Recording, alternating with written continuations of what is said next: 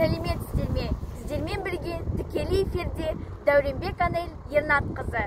Бүгінгі жаңалықтың басты тақырыбы отандық жел станциясы.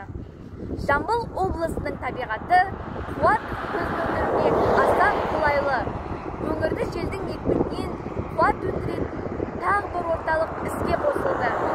Қордай асуына қойылған мынау бір жел станциясы сағатына 21 мегаватт қуат өндіруге қауқарлы екен.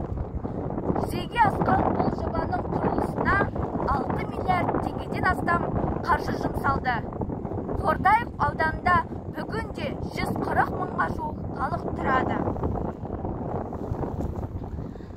Жел станциясы толық қуатымен жұмыс істегенде, ондағы өндірілген қуат көзі аймақты тұтастай жарықтандыруға жетеді.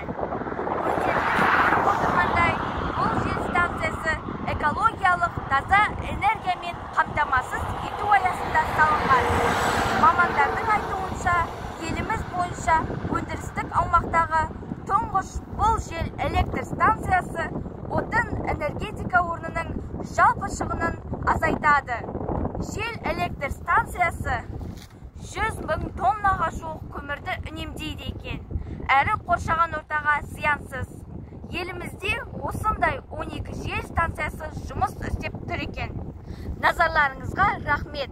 Сіздермен бірге болған жас журналист номер 4-ші мектеп лицейдің 5-ші А сынып оқушысы Дәуренбек Анель Ернатқызы.